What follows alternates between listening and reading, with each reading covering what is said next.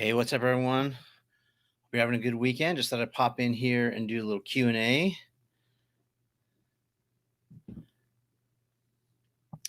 Let's come over here and we'll put hello, everyone. Type.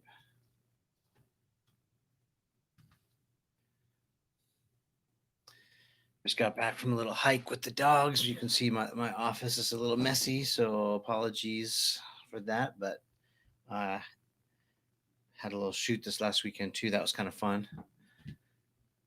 How are you guys doing? Let me know where you're watching from. Leave me some comments and let me know what's going on this weekend.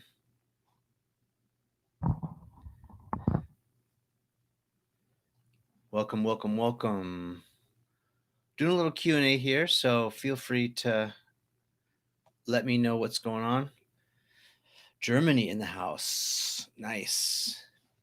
My friends, my good friends actually, they come to stay with us every summer, are from Bremen. So where is Munich compared to Bremen? Is Bremen in the north and Munich is more west or southwest? Where is that?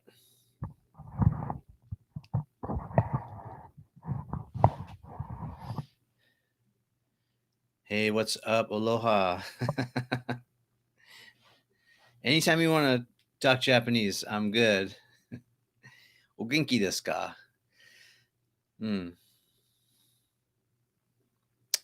Just thought I'd pop in here, talk about some of the things that have been going on this week. It was a good week. I don't know if you guys saw it, but I posted the new video with Danica Patrick, and yesterday was Oktoberfest. Florian, that's cool. That's a big day in Germany.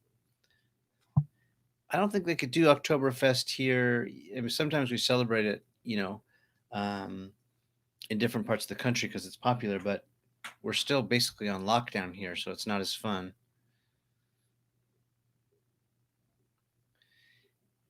Did you guys get a chance to see any of the new videos I posted? The one with Danica Patrick, I really like. I was impressed with Danica for lots of different reasons. She's a baller. I mean, she's a professional athlete, you know, charges hard on everything. Um, but she really got personal, and it was nice to see her kind of move on to the next chapter of her life, which is thinking more about more deeper philosophical kind of things, and ask important questions, which is also a good part of it. So that was kind of cool. And then the other one that I liked was Scott Belsky. Scott is the chief product officer at Adobe and is in charge of that whole Adobe suite, Adobe Cloud, Illustrator, Photoshop, Lightroom, Adobe Premiere.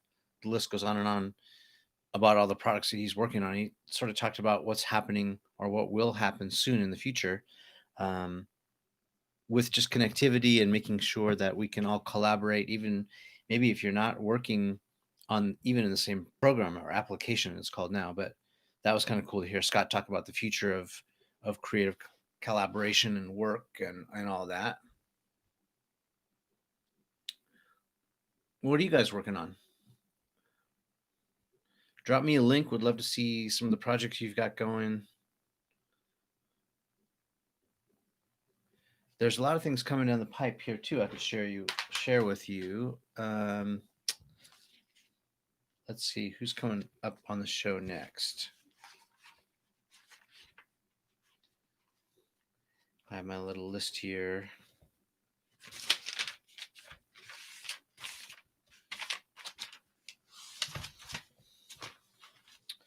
Where is that? Oh, yeah. So we had, what's up, Felix?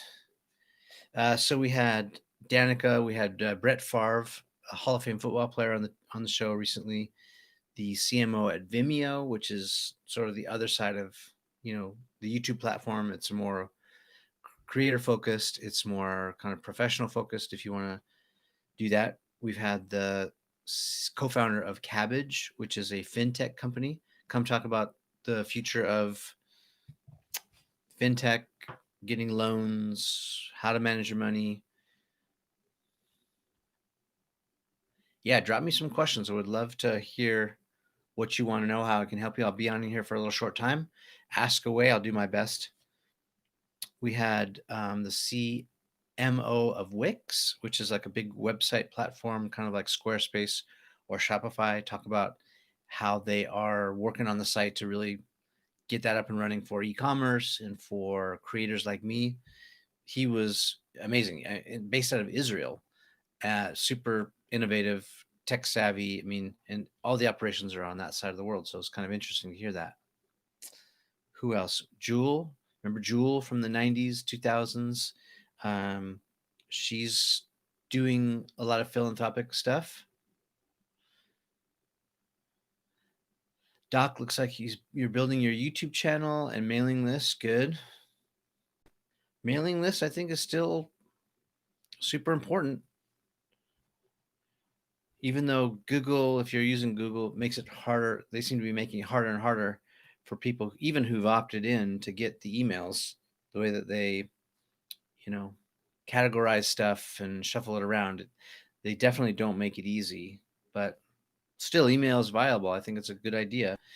All these little touch points, whether it's social media or email or a YouTube, ring the bell, that kind of thing, all that opt-in stuff. As long as you're opting in and you're the consumer and you say, or you raise your hand, you're like, I want it, that's great. You as the distributor of content should be able to touch base with your audience whenever they want to hear from you. Felix says he's an entrepreneur mainly in fruits, pineapples, like sweet banana, looking for foreign markets. You're from Uganda. Awesome. Very cool. Florian wants to know if I have any specific systems to prepare, research my questions. They're always so empathetic. Oh, that's nice of you to say. I appreciate that. Um, well, I guess I'm naturally curious, but now I put myself in your shoes, the audience, and I try to think, what does the audience want to know? And also, of course, it's my worldview, so it's like also things that I want to know. So I'm naturally curious, and I also live in this space, right? The brand marketing, advertising, strategy, YouTube growth, or consumer product space. One, I'm a consumer, so I understand, you know, being a consumer, but I'm also a marketer, helping my clients on my production company side to market their products, either using YouTube, social media, website, email list, all that. So I sort of am asking questions because I want to know, but also I have an opinion of my own. But I try not to make the show too much about me, even though I infuse myself more and more to make it personal. I do want to hear, like, some of these big brands like Vimeo. It's very interesting to hear the CMO talk about their marketing strategy, or Wix, multi, maybe $1 billion brand talk about their marketing mix. Is pretty cool. But I will also say that my questions are often, if not always, unscripted.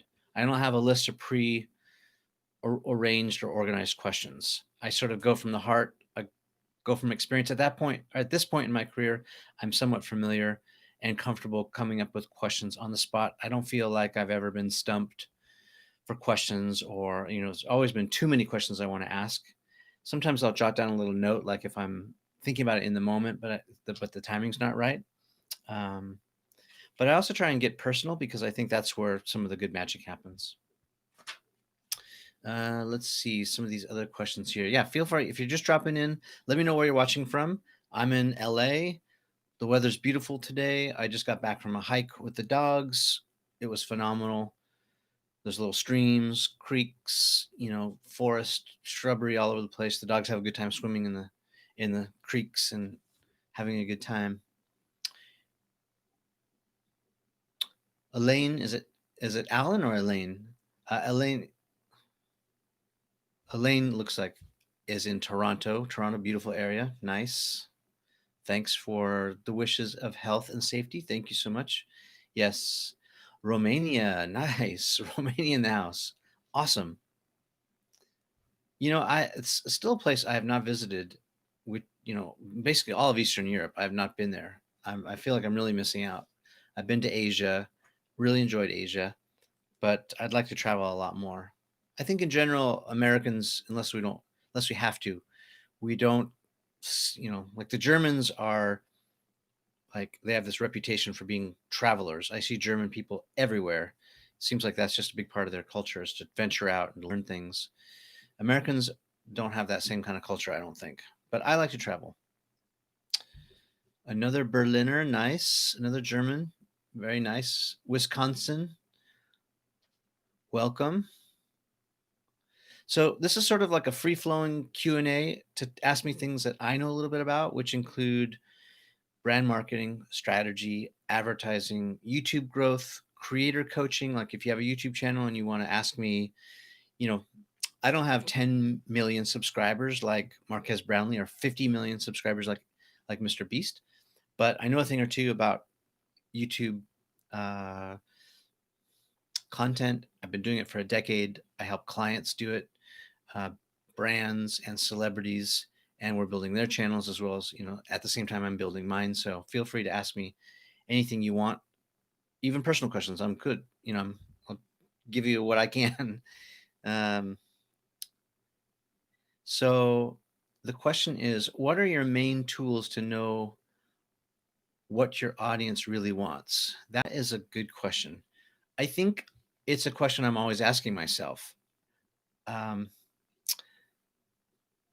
I use TubeBuddy, and TubeBuddy's great, but to be honest, I don't really use TubeBuddy, and I'll drop a link here for you. I don't really use it for finding my audience. Um, Here's my link, and actually, this is my affiliate link to TubeBuddy, which you can use to get the free tool, and then if you decide to level up and get the paid version, it actually helps out my channel. But there's plenty of free stuff there too, so don't feel obligated to pay for anything. You can do the free one and try it out. TubeBuddy's great. Actually use TubeBuddy a lot for A/B testing, and I use A/B testing in my thumbnails because I don't know. It seems like the algorithm changed like 6 months ago, or maybe 9 months ago. In the beginning of the year, it really switched over from like watch time, even though watch time is still a really important metric, it really switched over to click through rate or CTR. And so I've been really focused on the CTR rates, both the overall general CTR metric of my channel, but also the individual videos. And so I'll go into the analytics, look at the ones that have a low CTR, and try and do an A B test using TubeBuddy to test the thumbnails against each other. So what it does is like you upload an original thumbnail and then you put in like what you think might be a competitor or like you want to test it against it. You push A/B testing and it competes for like 14 days. And at the end of it, sort of automatic, it'll tell you, nope, the original was better, or nope, the new one got clicked through more. And so I use that a lot to try and get the CTR up. And I'm guessing that if the CTR is up, or you get more people to click on it because it's more compelling or interesting, then in fact, if your video is great, people will realize that and they'll stay and watch it. So, you know, if your video is terrible, don't even worry about CTR rates because you should work on having the content be great first, and then chase it with, hooks or compelling thumbnails. Let's see. Yeah, Doc is commenting on how infrequently Americans travel. It's true.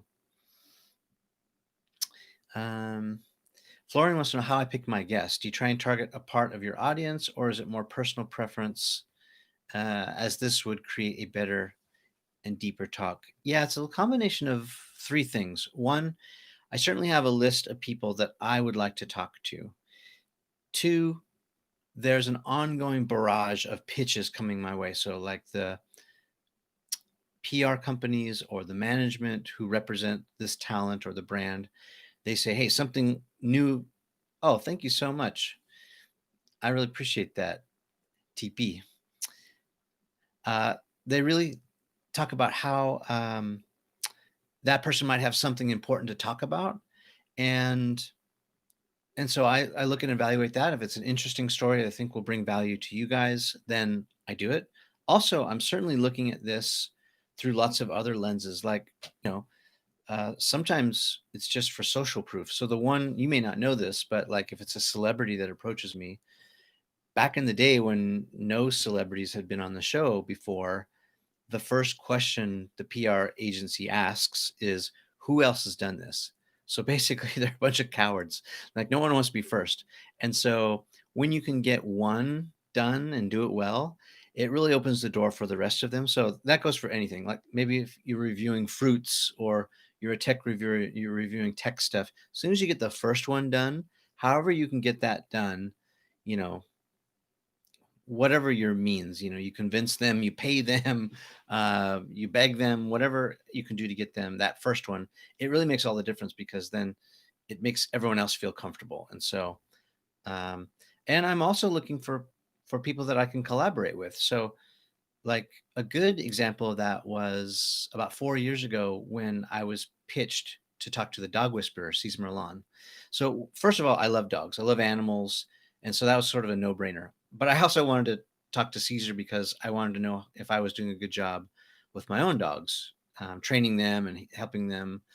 And but also I thought that Caesar probably had a lot of other cool things going on. And so there was actually a chance for us to collaborate on other projects that were not related to this YouTube channel or other things. Like he has his own shows. I'm a writer, director, and a producer. He was making educational DVDs, which I've experienced doing. Of course, he was doing a YouTube channel, but not really much like 4 years ago. Um, he just really started kicking that in gear probably in the last 12 months. So, um, yeah, I look at it from all different lenses. Um, Mainly, I try to give back first, but I'm also, selfishly, I'm thinking about like how I can help you guys, how I can help the channel. And I think, when I can help someone else and get them what they need, and it also helps me get what I need. It's that sort of reciprocal kind of thing. So, the question here is, does your channel or brand review for smaller creators? Yeah, absolutely. And this is probably a good place to do that on the Q&A. Is I would be happy to take a look, even if you want to send me the link and I could take a look at it offline and then send you a little email. I can't do this at scale if 10,000 people are watching this at the same time, but let's face it, we're still, we're live here. Not very many people are watching. So I'm happy to kind of do that and keep it, within this little small community while we can and give you some feedback. You can also pepper me with questions here about your channel too. I'd be happy to tell you some of the things that I've learned along the way, the hard way, to try and help you shortcut that and jumpstart your channel and get it going for you. You're enjoying what you've done with Mr. O'Leary. Oh, thanks very much. Yeah, we started Kevin's channel from scratch, uh, and I mean, I was surprised. The guy, he's a savage, right? Like he he loves money. He doesn't mix words about that. He doesn't even try and hide the fact that he's not all about the money. He's all about the money. And so I confronted him. When I met him, I said, "You're leaving a lot of money on the table. You're not doing anything with your YouTube channel. We should get this thing in gear. You should let me help you do it." And so he did. He had like 8-year-old videos on there that were collecting cobwebs. And I would say within 6 months, we had that channel going, maybe cranking $10,000 a month in AdSense. And so by now, I think it's probably somewhere up to $15,000 a month. It's cranking. Yeah, it's doing well. Yeah. So, Toe, I see your notes here. Um, Feel free to drop me the link. I will research your channel, and I'll make some notes. I may not be able to do it here live with you while we're chatting, but when this is done, I will go to your channel. Uh, Also, if you want to drop your email address in here, but I think the way that the chat protects it, make sure you do it like, you know, your name and like put at in the little parentheses so it doesn't look like a email, and then I'll email you back. Or if it's on your channel, I'll send you like my thoughts in a little wrap up email. How's that? Is that cool? Dina joined us and she wants to know, how do you go about creating questions? Okay, we just talked about questions a little bit. Hello from South Africa. Um, I reverse engineer it. I try to think about the things that you want to know. But if there's, I also do a little bit of research, right? So if they have a new book, or if they put out a video, or if they have a program, or if they're a brand, I do some research, and I try to find some. I don't want to say I want to poke holes in it, but like I try to find a place where I could add value to them. Like when I talk to the guys at Vimeo, Harris Bieber is the CMO, and Harris was fantastic. He took over about 4 years ago, and Vimeo is totally. Oh, thank you, Agile Monk. Appreciate that.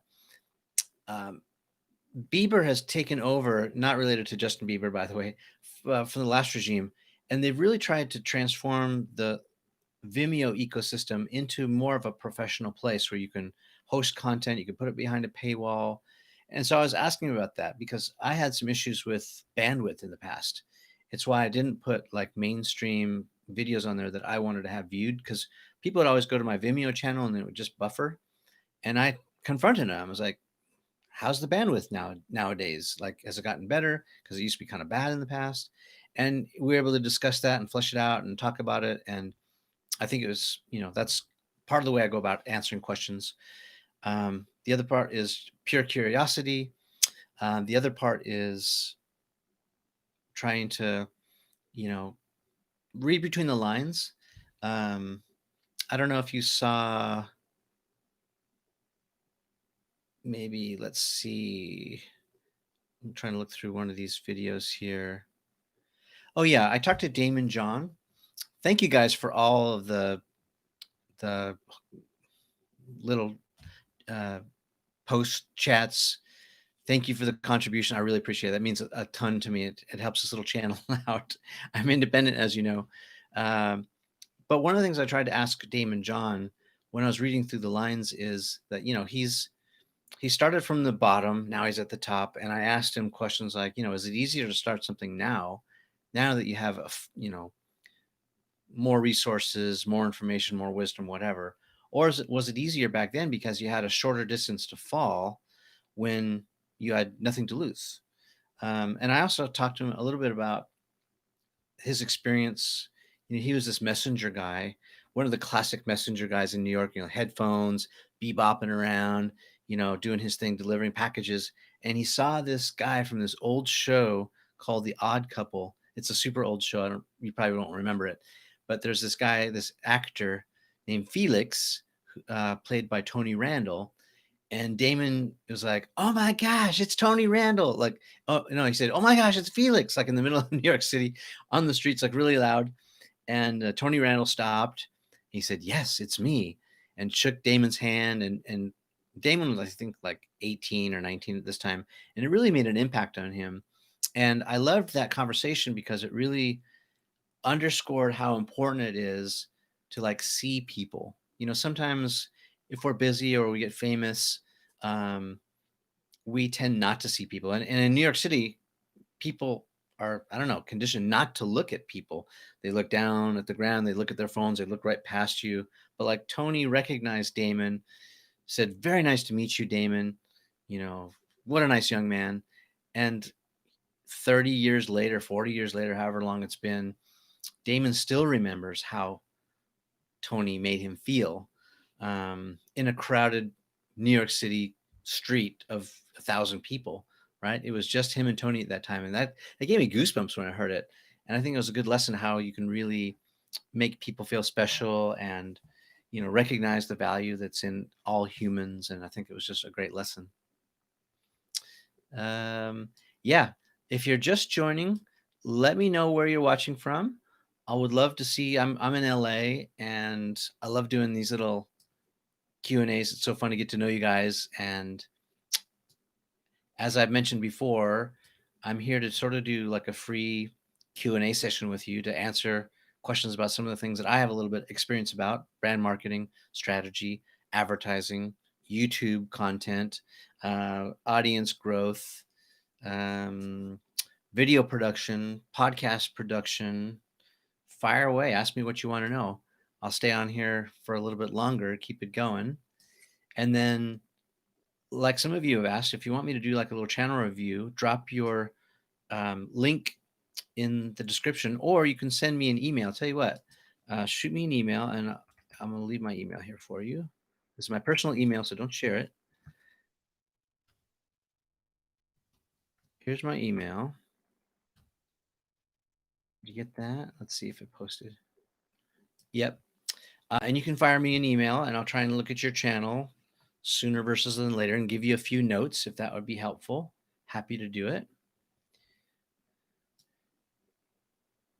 I appreciate the Agile Monk and Toe Piglet for your contributions. Thank you so much. I really appreciate every little bit helps support this channel. Darren is from Indianapolis, but certainly don't feel obligated. I'm just happy to be here with you guys. I love engaging with you and answer your questions. It's like it lights me up. It's my lifeblood. I love to do it. Raise your hand if you've seen any of, we just talked about the Danica Patrick interview. Raise your hand if you saw that one. I really like that one. Let me know if you saw the Scott Belsky one. That was really great, talking about creativity. And what else? Oh, Chase Jarvis has been recently on. Coming up, we have singer musician Jewel, Wix CMO. That was a great session. You talked a lot about e-commerce, online marketing. We talked to the Cabbage FinTech co-founder. She talked a lot about money, the importance of money, but also like what you should be doing during this sort of downtime recession. Brett Favre was on the show, Hall of Fame football player, also Hall of Fame. Terrell Davis was on. We had Chris Do. If you know Chris is a designer, super creative guy, also out of LA, talked about design. Yeah. Chris was great. And you'll get to see that doc. His episode is being edited right now, so that's a good one. And I'm sure I can foresee doing more collaborations with Chris because he's super open to it, and we're both in the same city, and we're sort of, working somewhat in the same space of creativity. But he's an awesome designer. I love what he's doing. Seth, of course, yeah, the man. I agree, Darren, totally. Another question here is, how do you think, or what do you think? Maybe let's see. I'm trying to read this. What do you think between brand marketing and paid advertising for a company looking to grow up? Yeah, this is the classic problem. So Seth would call it direct marketing versus brand marketing. How much do you use when you're just starting your company? Good news and bad news, right? Like, so the way I think about this, and you can look at the Seth Godin video. I think it's excellent. In fact, I'm going to try and leave the link here for you. Let me get it. Give me 1 second. The video I did with him on This Is Marketing, his book, which is sort of the quintessential book. Give me 1 second. I'm going to pull it up. Yep, here it is. And I'll drop that link, and then I'll give you my answer. Here we go. Watch this video. It's kind of long. In my opinion, it's worth watching. How much brand marketing versus direct marketing? I mean, if you are in a big hurry to get your company off the ground, you probably need to use a combination of brand and direct, but more direct than brand, because if you don't have any awareness, brand marketing takes a while. It's like the tortoise's race. Brand marketing is your reputation. It's what other people think of you. So if other people don't even know that you exist, it's very difficult to do brand marketing, especially at scale. If you have a small company and you don't need that many clients, you're in a great position, especially B2B, because business to business, you don't need that many clients. Like my production company, I mean, how many clients do I need? 5 or 10? Let's assume, 5 companies pay me a retainer fee to work on their projects, $5,000 every month. That's $25,000 a month. Can I live on that? Absolutely. So, in that sense, I probably only need 5 clients. Would I like 10 clients? Yeah, that'll make me $50,000 a month. And that's fantastic. That's how I can grow my company. But if you're a consumer brand or you're, consumer goods or consumer services company, then what you need to figure out is the minimum viable audience, right? We know about MVP, minimum viable product, like the smallest product, or the least amount, spend the least amount to get the most or to break even. What is the minimum viable audience that you need to purchase that? So like, how many clients do you need to buy your products on an ongoing basis? That's a good place to start. Then once you sort of know that number, what your break even number is, then I think you need to use direct marketing a lot to get the word out, because that's the fastest way. Now, the bad news about direct marketing is, call it advertising if you want to, we're being trained to ignore it. So if it's on TV, we DVR, we skip it. If it's an ad online, we ignore it. If it's an email, we may unsubscribe or call it spam. So there's a lot of waste. Even though you're spending money to reach people, there's a lot of waste. The good news about advertising or direct marketing is you can get it out there quickly. You can do a lot of targeting, like if you're doing on social media, Facebook, Instagram, YouTube, etc. You can really define your audience and minimize the waste. Um, but I think in the beginning, probably it's more direct marketing than it is brand marketing. Now, at the same time, as soon as you have a touch point, as soon as that person engages with your brand, you have a chance to do brand marketing. And so you should. Are you, lighting them up with special experiences? Or are you totally the same as everyone else and it's boring and forgettable? That's a brand experience. Is it easy to return your product if it doesn't work out? Do you give a guarantee? I mean, what are some of these things that you're doing to help ensure that you're creating relationships? That's all part of brand marketing. And then the visuals, your logo is not your brand, but the aesthetic, the visual, even right here, this little visual that I'm giving you, this is part of my brand. So you can assume that I'm okay being casual. I just got back from a little workout. I'm okay showing you guys, I'm unshaven.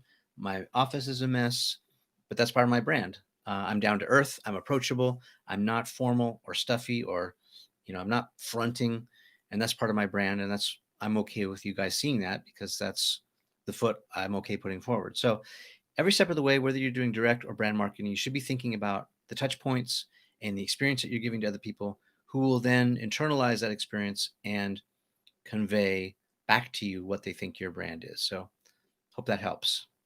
Watch the video though, highly recommend it. Seth does a great job of breaking it down. Let's see. Elaine wants to know, what would you tell high school students to start to grow their brand intelligently? This is a great question. So I have kids too, and I've given them this same advice. My son is 12, and I think that you need to have evidence of your work. So there's lots of ways to leave evidence. You could write, so that could be a blog. You could, sort of microblog on social media. That's, a way to leave like this little trail, breadcrumbs back to who you are, so people can discover you. And when you do so, again, I would really caution high school students that, I think resumes are probably just a formality these days, right? So when you eventually go to get that job, whether you're in high school and you go, work at the ice cream shop or the or Starbucks, wherever you're going to go work, they're Googling you. So you better darn well make sure that if someone's Googling you, they find what you want them to find about you, not you doing stupid stuff or acting badly. Like, you want them to find all the relevant stuff for them to make an assessment about you if they don't know you, because they're not going to know you. They're just going to Google you. Who is this guy? Do like a little background check with Google. And I think that's how they're going to decide whether or not you're legit. So to anyone, whether that's, high school, college, beyond, make sure that, the internet is basically forever. So anything that you're leaving behind, make sure it's strategic and you're leaving behind things that you want people to discover about you. And certainly, show evidence of your work. If you take great photos, leave photos. If you are great with words, leave words. Recording like video, do video. Audio, you don't want to show your face? Fine, do a podcast. Do something that leaves evidence behind that you've done work, um, whatever that is. You can teach, you can entertain, you can sort of DJ other people's information and distill opinions. There's lots of ways to do stuff that will get you discovered and accomplish what you want to accomplish. Hope that answers the question there for you. Um, oh, explain the purpose misspelling of Brian in the domain name. Well, you may have misread it. So in my domain, my my actually, I'll write it here for you so you can see HTTP. Mhm. My company name is called the Good Brain, not Brian, the Good Brain Digital Studios. And that's sort of an inside joke because we used to joke with each other, with our kids, when they would do something good or, what we felt was kind of smart. I would ask them, "Where'd you get that good brain?" As if I didn't know, like the apple doesn't fall far from the tree, right? Like I was sort of saying it sarcastically, as if because I'm smart, you're smart. But like it just kind of stuck. Like you have a good brain, you have a good brain, and so that's where good brain came from, and just sort of like an inside joke, but also um, kind of easy to remember, sort of, but also confusing if you look at Brian versus Brian, Brian. My name, either way, my last name's easy to misspell. My first name's easy to misspell. It's kind of a nightmare, but I live with it. More questions, guys? I need to get going here pretty soon. I can't believe 36 minutes has gone past already, but if you're just joining us, let me know where you're watching from, and then let me know if you have any questions about some of the things that I know a little bit about: brand marketing, strategy, advertising, YouTube channels, video production, podcasting, etc. Hiking, dogs. I know a little bit some about dogs now. Would love to answer your questions while I'm here. Vanessa's in DC. Welcome, Vanessa. I was in DC 2 years ago. Great area. Let's see. I'm just sort of trying to look through some of these questions. Oh, Colorado. What's up, David? Love Colorado. I was in Boulder kind of recently.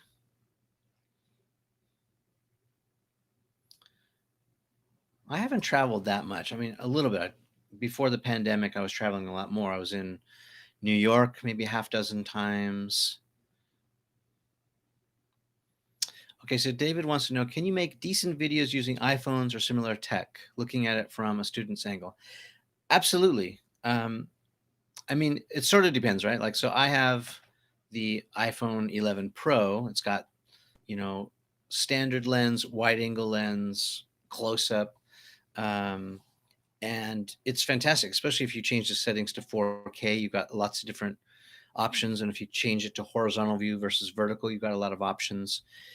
I would bet that you could upload that iPhone footage to YouTube and no one would notice, whether you're shooting on like an expensive camera, maybe you can see here somewhere behind me, or on an iPhone. It's that remarkable. So, absolutely. And to a certain degree, and this also with a qualifier, it depends. You don't always need the most expensive equipment. I mean, especially if it's your choice between starting or not starting. I think it's less about the gear. A lot of photographers will say the best camera you have is the one that's in your hand or in your pocket. Um, Unless you're shooting like a network TV show and it really shows, especially for YouTube, if you're starting something on social networks like a YouTube platform, the audience is very forgiving. And if the content is great, and if the actor, the personality is compelling, then we'll sort of forgive the quality, whether that's audio or video. But eventually, and it's in a good way, the audience will start griping, like, "I wish the audio was better," because I get that all the time, or "I wish the video was better." And sometimes I have to explain, yeah, like this person only gave me like 7 minutes, and we had 4.5 minutes to set up the cameras, and it's like sometimes you have to kind of take what you get. But yeah, I would certainly start with whatever you got.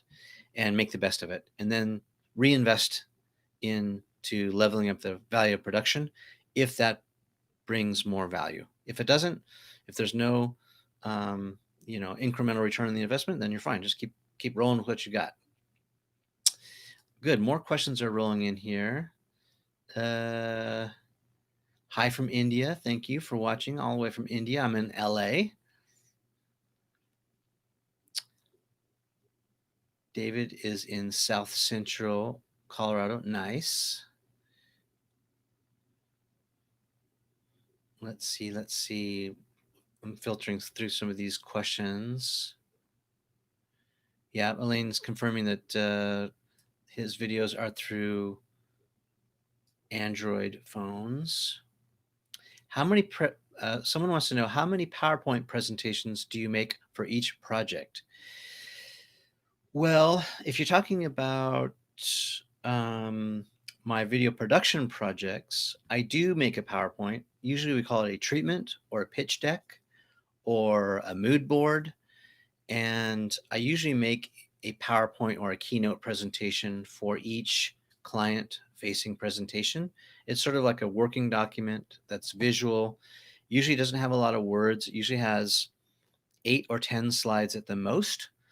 More than that is kind of obnoxious or people can't hold their attention. If I have a lot of words on it, it also is a distraction. So I speak the words that I want to speak, and I put little notes or signals on my presentations or my treatments, like to say, here's what we want to create for you, or here's our idea, and we walk them through it.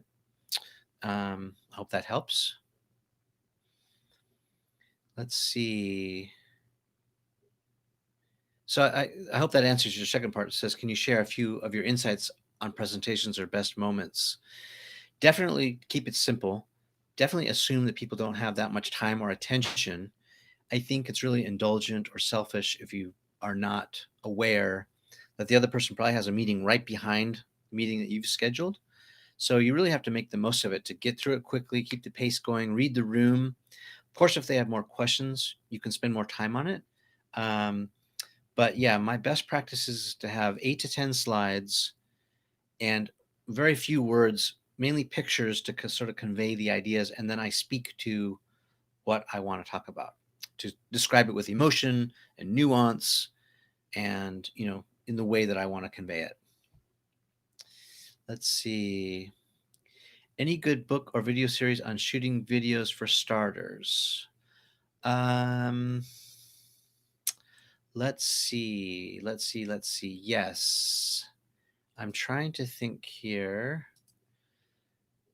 And I am actually in the process of doing this because it seems like people are wanting more. But between now and then, let me see if I can pull out. Oh, okay. I really like, and I think this is a Toronto boy. Daniel Schiffer is really great. I love Daniel's videos. I'll leave his name here and you can just Google him. Daniel does a great job of breaking down like how to do B-roll, how to talk great on camera. I think he's interesting. He does a good job. And he's great for like all like the back end stuff, the analytics. He's pretty great. That's 3 or 4. I hope that. Yeah, Sean is great. Sean is a good friend. Think Media. He does a good job. Let me filter through some of these other questions. Oh yeah, the Niman brothers for sure. Nick and those guys. Oh, sorry about that if I froze on your end. The question here is, do you think video production will see more mobile and laptop camera content after COVID? Yeah, I do. But I still think at the end of the day, as a creator, you should be trying. So content is content, right? Like you can create it, whether that's on your phone, a DSLR, or a more expensive camera. Think of it as content because it can go anywhere. It can go here on YouTube. It could go on a social network, like cut down to like 30, 60 seconds on Instagram or TikTok. You could put that same content on Netflix if it's a full length documentary. So content is content. And I think however you do it, you should think about the audience, who's going to consume it, and create it on that spec, what they're expecting. And so, of course, we're watching on mobile and laptop more, but we're also casting, from our phones onto our TVs. And if it's more of a lean back experience, we're watching this way versus leaning in, which is what more social media is more engaged. Leaning back is when you're entertained and you're just chilling. And most likely when you're watching on the TV or even in the movie theater, like you're probably on your phone or on your laptop anyway. So it's like, think about the content first, and then you can customize it for each platform, mobile, laptop, web, TV experience, big screen, whatever. That's the way I think about it. Uh, oh, David asked, what was the video creator's comment? Um, if I froze, Tim Schmoyer is a good friend, and I like what Tim is doing on video creators. I think he does a great job really breaking down the back end. So, like, if you look at analytics and like why videos work or why they don't work, he has also a lot of great starter stuff for beginner channels, for small channels. I really like what Tim is doing, and he's been doing it for years. He's like one of the OGs. So I like him. I trust him. Let's see, a couple more questions, guys, and then I gotta bug out. I gotta get some lunch. I got to feed the dogs. I got to clean up this office. What else do you want to know before I sign off here? I hope you guys are loving the last few video uploads. I am, I'm always experimenting. Sometimes I feel like people just want the basic, like, I just want to hear Danica Patrick, what she has to say. And so I try to like give you like that full length interview. I'll try and cut it down. Sometimes I try to do a narrative, like add my 2 cents, like what was my impression, my takeaway from talking with Danica, and maybe a bigger theme like I did with when I did Elon Musk and sort of compared Tesla and the Honda brand, how important it is to have a niche. I'm trying to say niche instead of niche because a lot of people calling me out on that. Like Americans tend to say niche, everywhere else they say niche. So why is it so important to have a niche? That was a narrative piece, but would love your feedback because it matters and I want to know what you guys think. Uh, let's see. How come TikTok has got so much going on its sale? Yeah, if you're not in this country, the United States, there's this big controversy where the government is saying that because TikTok is owned by China, the Chinese government, that it may or may not be a security concern because they get so much information, personal information. They're always worried about other countries getting access to people and blah blah blah. So it's sort of, I don't know if it's real or if it's political or somewhere in between. But the government sort of took a stand and said, we're going to shut down TikTok or ban them from the United States if they don't do a deal with an American company. So it may be obviously political jockeying, some leveraging to bring more jobs back to the United States, or at least have some more control. Um, but that's what's happening with TikTok right now. It looks like it was sold to Oracle, which is a strange bedfellow for TikTok. Like, it seems like the complete opposite culture of what TikTok is about. But hey, you know, stranger things have happened, so maybe it'll work out. But I'm just happy for everyone who loves TikTok, and I'm exploring TikTok. I'm not big on it yet, but I'm exploring it to see how it can play out. It's certainly a land grab right now, and if you're not on it, I'm seeing more and more channels like mine that sort of are educational or entertainment based, even doctors, lawyers, CPAs, financial advisors on TikTok, which I think is great. You know, they're providing information and value. And oh, look, my shirt's all dirty from my dogs. Uh, let's see. What else you want to know? A couple more questions. It's been 50 minutes. Wow. If you didn't tell me where you're from, I would love for you to leave me a comment and let me know where you're watching from. It's always interesting to see where you guys are. I'm in Los Angeles. Just got back from a hike. That's why I'm all dirty and scruffy and unshaven. Let's see. What other questions do you want to know?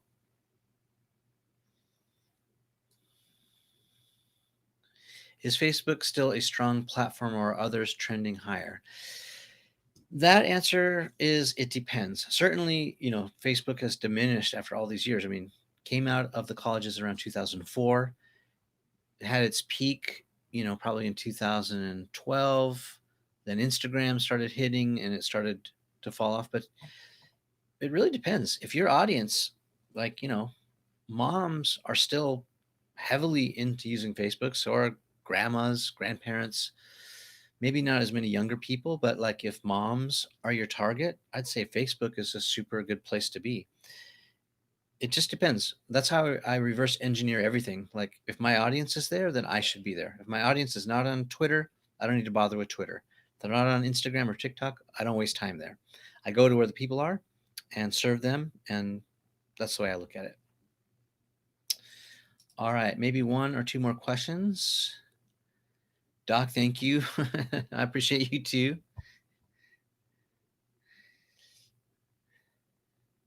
LinkedIn, yeah, LinkedIn. This is what I'm saying. Like, go to where your audience is. Go to where the sales can be made. Go to where the network is. Go to where the collaborations can be made. I've had huge success with LinkedIn. Um, People discovering my production company, not so much this channel as much, but certainly for my commercial projects. That's where I got hired by Microsoft to do a Microsoft Office commercial. It was like a $150,000 budget to do a full TV commercial. Then we had 30 actors. It was like a 3-week job. Like I got found on LinkedIn. Absolutely. Hi from Argentina. Thanks, Martine. David wants to know if I've worked with any higher education. Absolutely. Any insights? I mean, that's a loaded question. I could talk for an hour probably about it. The toughest thing about working with higher education is just getting them to see things in a different way. Higher education, at least in my experience, has this stance where it's like, we've done this for 30 years. We don't want to change it. If it's not broke, don't fix it. But actually, it is broke, so you need to fix it. But if you're talking about just educating people, I do think higher education, including high schools and colleges, they are coming around quickly, especially because they need to react to this pandemic, and they are finding solutions and being innovative using Zoom technology and other, seeing distance learning as a valuable part of their curriculum, if not, taking over, kind of the way e-commerce and buying over the internet took over retail shopping. Retail is never going to go away. Retail is amazing. Being able to go into a shop and buy something, touch it, put your hands on it, try it on. I don't think that's ever going to go out of style. But the convenience of online shopping, just like the convenience of distance learning, is a fantastic opportunity for higher education to really use this as a catapult, a catalyst to send them into the 22nd century of learning, to really help people learn. And I think for me, I'm excited about higher education. Um, I would love, wouldn't you love, like, to be able to take classes anywhere you want, like cherry pick classes? Like, okay, Harvard has the best law program, so I take a law class at Harvard, and then like Ohio State has the best nutrition class, or Louisiana LSU has the best finance class, or whatever that is. Wouldn't it be great if all schools started sort of talking to each other, became this interconnected web of education, and you could cherry pick the classes from the teachers that you wanted to, Oxford, England, or Argentina, or Germany, like wherever the scholars are that you want to learn from. Wouldn't it be great in higher education to be able to do that? Distance learning is, no longer a thing with the internet. That's my dream. Yeah, everyone's sort of chiming in. Yeah. Um, Learning at your own pace, learning from the people that you want to learn from, getting specific. That's, I think, the future of higher education. But I also think, let's bring it back personal. If you are an educator, like, I'm sort of an educator in my space. I know a little bit about a little bit, and so even doing educational platform or educational learning like this, whether you're doing it free form or you put it recorded behind a paywall, I think is an absolute opportunity for anyone who has a skill that they can teach. It doesn't matter what it is, but if you have something that someone wants to learn, you have an audience here and you can find people and you can teach it and you can monetize it too. We're doing this for free because I appreciate you and I want to give back and I love engaging. But certainly if you have a skill that you want to record and then make someone pay, a dollar for it or $5 or $100 or $500, you can monetize that stuff. And I think it's a great way to make a living, to make a difference, to bring value to people and educate. It's fantastic. All right. I am about to sign off here. If you have any final questions that you want to ask, leave them here in the comments. I'll do my best to review this after the fact. I owe a couple of you like a little channel review, some notes. I've left you my email. So if you didn't get that, I'll leave it one more time so you can see it. At thegoodbrain.com. If you want to see more about what I'm doing on the production side, you can go to my production company, The Good Brain, not The Good Brian, but thegoodbrain.com. Thank you, Doc. And you can check out what I'm doing. I love talking with you guys here. Thank you so much for watching my videos. It's always appreciated. Thank you so much for the generous contributions. It means the world. This little channel is independent and every little bit helps. So I very much appreciate it. Thank you so much. It makes a difference. And stay tuned for a ton of new content. I'm editing. My team is editing. We're all editing. I'm doing more and more distance and remote stuff with folks, cool folks to bring you like the best minds and ridiculously smart advice that you can use to inspire you or grow your business. So hope you're loving it as much as I am. Appreciate you, and we'll talk soon. Thank you. Cheers.